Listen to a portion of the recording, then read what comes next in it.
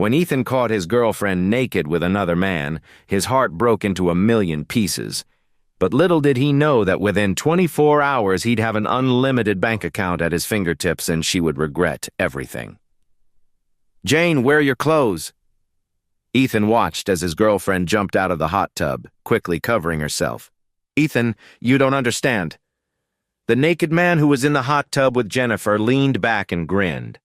"Do you have my order, delivery boy?" Ethan remembered the paper bag in his hand. That's why he was here, delivering a 10-pack of condoms and 2 bottles of baby oil. "This is for you?" Ethan asked Jennifer, showing her the bag. "I didn't want you to find out this way, Ethan, but I'm breaking up with you." Ethan couldn't believe it. "You're dumping me for him? Mark Thompson? He's the biggest player on campus. I heard he got a girl pregnant last year and just dumped her." Mark cut in. "She can't prove that kid is mine, and I'm not doing a DNA test." Ethan took Jane aside. "Do you really want to be with a guy like him?" Jane folded her arms. "Most of the stories about Mark are lies made up by people who are jealous of him. He told me himself." Mark smiled at Ethan wickedly behind Jane's shoulder. She continued, "Plus, I deserve to be with someone who can take me out on nice dates and buy me fancy gifts. Do you know where he's taking me tonight? Crystal Heights. It's a 7-star hotel. You could never afford to take me there." Ethan was shocked. "I thought you loved me." Jane looked him in the eyes. "I guess I didn't love you enough." Mark laughed as he stood up from the hot tub. Unlike Jane, he made no effort to cover himself. Ethan could see why all the women on campus flocked to Mark. He was the star player on the college's water polo team, so he had the body of a Greek god. Ethan wasn't bad-looking, but between classes and his job, he didn't have time to spend 2 hours a day at the gym like Mark did. "I think it's time for you to leave, delivery body." Ethan ignored him, asking Jane, "Can we go somewhere and talk about this, please?" Jane hesitated, but Mark answered for her. "Jane's going to be too busy to talk for the next few hours, if you know what I mean." Ethan turned. "Can you back off, Mark?" Instead of answering, Mark sucker punched Ethan. The fist connected with Ethan's stomach before he saw it coming. He doubled over and Mark pushed him, sending Ethan tumbling down the stairs of his deck into the street below. As he glanced up, Ethan could see Jane watching him from above, but Mark took her arm and pulled her back towards the hot tub. All Mark could do was pick up his bike and walk away, his stomach hurting too much to get on it and ride home. Jane will regret this, Ethan thought. They'll both regret it. He had no idea how right he was. Ethan hadn't even gotten a mile away when it started to rain. "At least the raindrops are hiding my tears," he thought. Then, out of nowhere, Ethan's phone rang. Other than Jane, he didn't get many phone calls. He was an orphan from the time both his parents died when he was only 12 years old. After that, he was raised by his uncle, who ended up stealing all the insurance money from his parents' accident. If only things had been different, Ethan wouldn't have been stuck with this lame delivery job in order to make a living. He took out his phone and checked who was calling. It wasn't a number he recognized, but Ethan doubted his luck could get any worse. "Hello, this is Ethan. How can I help you?" A robotic female voice responded. "Ethan Drake, this is a message from McCutcheon Financial. Your private vault needs to be claimed immediately or all items inside will be incinerated within 24 hours. Thank you." The line went dead, and Ethan just stared at his phone in disbelief. McCutcheon Financial? Ethan knew the name mostly because of their giant building downtown, but he had no idea why they'd be calling him. Not thrilled by the idea of going home alone and dwelling on the fact that Jane just dumped him, Ethan decided to find out what this message was all about. He headed to the nearest train station, locked up his bike, and caught a ride downtown. As he walked up to the McCutcheon Financial building, Ethan's jaw dropped. This place is huge! The shining tower dominated the city skyline, dwarfing the next tallest building by at least 50 stories. It also stood out as the most futuristic building, almost looking like it was transported from the future. Ethan was so enthralled by staring at the building that he wasn't paying attention when he grabbed the door and swung it open. A young woman who was pushing the door open from the inside suddenly found herself stumbling forward to the street. "What the hell are you doing?" She screamed at Ethan as he scrambled to help her back to her feet. "I'm so sorry," he said. "I didn't see you there." The young woman brushed off her dress which probably cost more than Ethan made in a year at his delivery job. "How is someone like you even allowed near this building?" she demanded. Ethan looked at her, confused. "Do I know you? Are you in my economics class at Crestfall University? Your name is Sarah, right?" Sarah stared at him. "What are you, some kind of stalker?"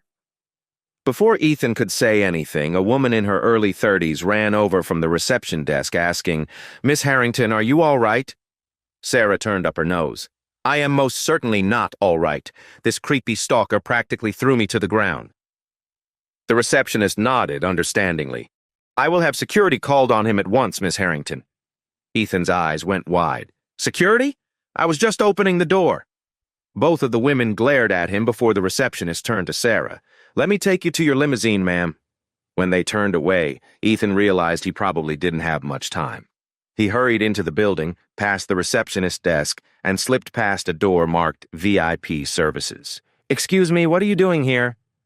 Ethan turned around to see a well-dressed man sitting behind a desk and looking very annoyed.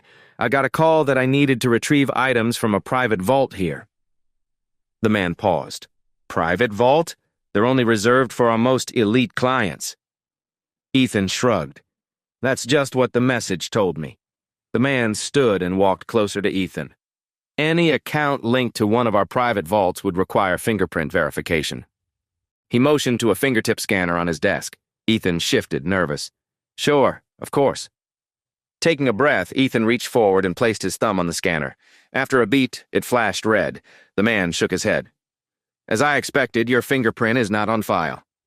Thinking fast, Ethan said, "Wait, let me try my index finger." The man rolled his eyes. "Then what? We try all 10 of your fingers, and if none of those work, move on to your toes?" But Ethan pressed his index finger against the scanner. The light flashed green. The man's demeanor completely changed. "Pardon me, sir, my name is Walter Randolph, and I'm the head of VIP Services for McClutchin Financial. Let me show you to your vault." Ethan couldn't believe his luck. Thank you." Mr. Randolph checked the fingerprint scanner and was slightly surprised. Vault 001. He had worked at McClutchin Financial for over 5 years, and he had never been inside Vault 001. He motioned for Ethan to follow him. "This way, sir." Ethan was surprised by the man's change in demeanor. When he first walked in, Mr. Randolph treated him like something he scraped off his shoe. Now everything Mr. Randolph said had a level of respect. "Here you are, sir." Mr. Randolph motioned to the reinforced steel vault door. Ethan suddenly felt nervous. "You're not going in with me." Mr. Randolph shook his head. "Our vaults supply the utmost privacy as well as protection. That is why leasing them starts at $5 million per year." Ethan nearly choked when he heard the cost, but he did his best to hide it. "What do I do when I'm ready to leave?" Mr. Randolph smiled. "There is a button inside the vault door, sir. Simply press it when you're finished, and I will come to collect you." Ethan nodded, understanding. Mr. Randolph gave a slight bow before returning to his office.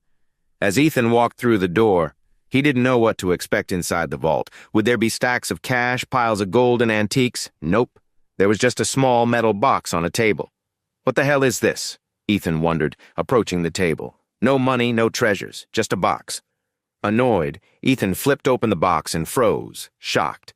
Inside sat a small mechanical insect. It looked like a beetle or scarab made from highly advanced robotics. All Ethan could say was, "Whoa." He reached for the box when the mechanical beetle sprung to life. Its 6 legs sprung out and the tiny robot began to scurry towards him. "Stay back! Get away!" Ethan scrambled the opposite direction. He spotted the button near the vault door that would summon Mr. Randolph and sprinted towards it, the electronic buzz of the robot insect chasing after him. Terrified, Ethan glanced over his shoulder, which was his fatal mistake. Seeing the mechanical beetle scampering across the floor after him, Ethan got distracted and tripped over his own feet, landing hard on the ground. Shrieking in fear, he rolled onto his back right as the robotic insect leaped forward. It landed on Ethan's face, and he could feel its 6 metal legs digging into his skin. The pain was so much that he passed out. Unconscious, Ethan dreamed of his parents. He remembered the last time he saw them, packing to leave for a trip. This time, knowing what would happen, he tried to warn them. "Don't get on the plane, it's going to crash." but the dream version of his mother and father seemed completely unaware of what Ethan was saying. They smiled at him, patting his head. Right before they walked out the door, Ethan's father squatted down to his level and said, "When I get back, it's time I told you about your grandfather." Ethan remembered being confused when his father said that to him the first time. Now it sounded even more ominous. As his dream parents headed out the door, Ethan chased after them, only to find himself waking up on the floor of the vault. "Where am I? What happened?" he asked as he climbed to his feet. There was no sign of the mechanical insect, just an empty box sitting on the table. Ethan patted himself down, but nothing seemed out of place. "Something strange is going on, and I don't want anything to do with it." With that, Ethan marched out of the vault and down the hallway. He didn't even bother stopping at Mr. Randolph's office. Instead, he kept going into the lobby. The receptionist spotted him immediately. "You! How did you get into our VIP services? Did you do something to Mr. Randolph?" Ethan held up his hands defensively. "I didn't do anything, I swear, I'm just leaving." But the receptionist scooped up her phone and dialed, "Security to the front desk immediately." Ethan ran for the exit and didn't stop running until he was on a train heading back to campus. The whole ride home, he kept going over everything that happened in the vault before he passed out. Was it a hallucination? That robot insect seemed like something out of a science fiction movie. Why did it attack him? Where did it go? Who set this all up? Every question led to another, and Ethan didn't have answers for any of them. After hopping off the train, Ethan rode his bike back to the dorms. As soon as he walked in the door, his roommate Kyle asked, "Ethan, are you okay?" Ethan was shocked. How did Kyle know what happened in the vault? Then Kyle added, "We all heard that Jane broke up with you." Ethan had nearly forgotten about that. It was only a few hours ago, but it felt like forever. He told Kyle, "I guess I'm still in shock." His roommate nodded, understanding. "I never thought that Jane would be the type of girl who would fall for Mark Thompson, but I guess no one is immune to his looks and money." Without warning, strange shapes flashed in front of Ethan's eyes. What the hell was that? Kyle looked at him, confused. What was what? Ethan tried to describe it. "I saw these shapes and numbers, like a computer booting up." Kyle sighed. "Oh man, are you having a mental breakdown?" Just then, their other roommate Peter showed up. "Who is having a mental breakdown?" Kyle told him, "Ethan is. Jane broke up with him for Mark Thompson." Peter nodded. "I'd probably have a mental breakdown too." Ethan waved his hands. "Guys, stop. I'm not having a mental breakdown." Peter's face lit up. "I know what you need. I was going to meet Lucy for dinner. Her roommates will be there, and both of them are single." Ethan hesitated. "I don't know if I feel up for that." But Kyle slapped him on the back. "This is exactly what you need. You have to get back on that horse." Ethan hesitantly asked, "But aren't Lucy's roommates from wealthy families? Why would they want to hang out with us?" Peter practically dragged Ethan out the door. "You need to have more confidence. Money isn't everything."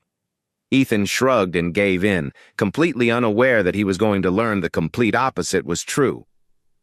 "Why did you bring these losers?" Lucy crinkled her nose as she looked at Ethan and Kyle. Peter kissed her on the cheek. "They're my friends. They're not losers." But Lucy simply rolled her eyes. Ethan looked around at the restaurant.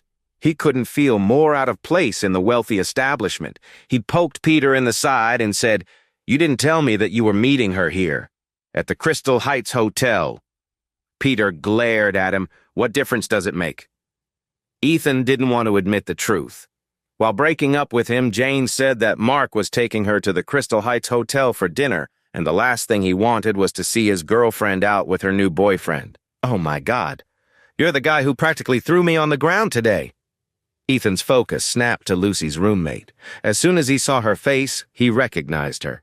"I'm sorry about that, Sarah." But the young woman folded her arms defensively. "And you're still wearing the same dirty clothes." Lucy's other roommate, Nancy, jumped in. "This is the guy you were talking about?" Sarah nodded. "He's like some sort of psycho stalker." Ethan tried to defend himself. "I'm not a stalker." So Sarah asked, "Then why were you at McClutchin Financial? It's not like someone like you would have any business there." Ethan wanted to explain, but he didn't even know why he ended up there.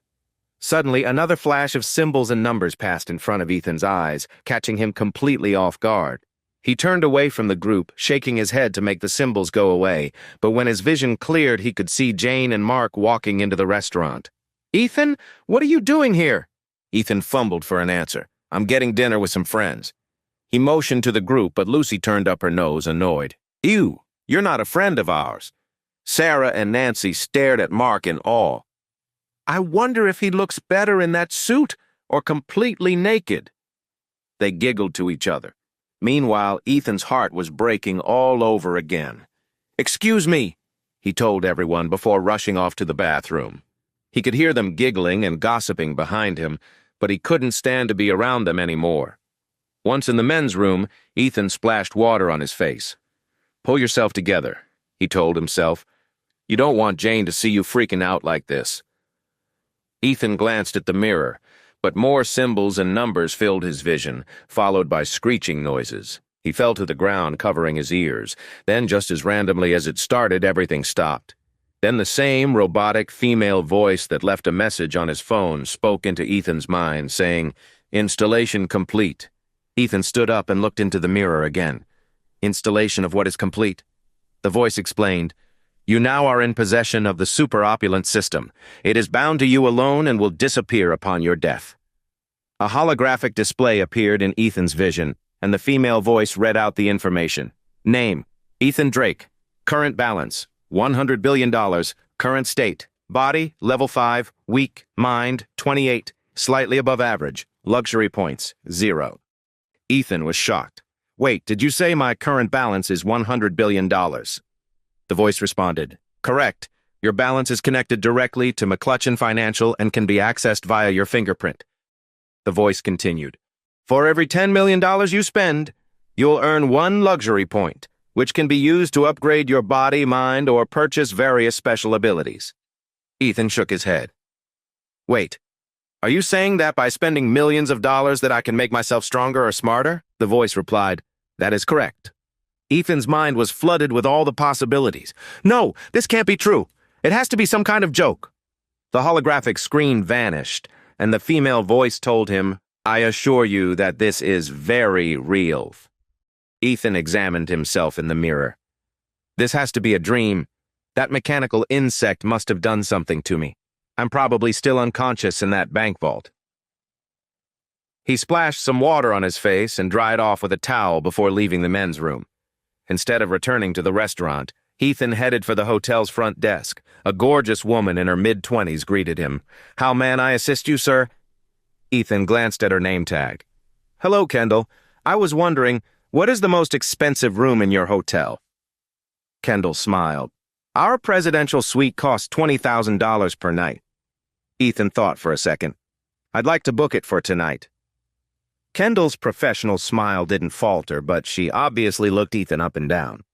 "I'm sorry, sir, but we're only allowed to make those reservations for individuals who have member accounts with the hotel, and member accounts must have a minimum balance of $1 million. Ethan grinned. "Then I'd like to open a membership account with $10 million. Kendall's smile was beginning to fade. She had humored this person enough. "And what bank will you be using to make the transfer?" Ethan simply answered, "McClutchin Financial." Now Kendall paused. Maybe she had misjudged this person. Was he some sort of tech whiz? That could explain how he was dressed. She picked up the fingerprint reader and placed it on the counter. "If you'll scan your finger, we can make the transfer." Ethan realized that this was the big test. Was what the robotic voice told him true, or was he delusional?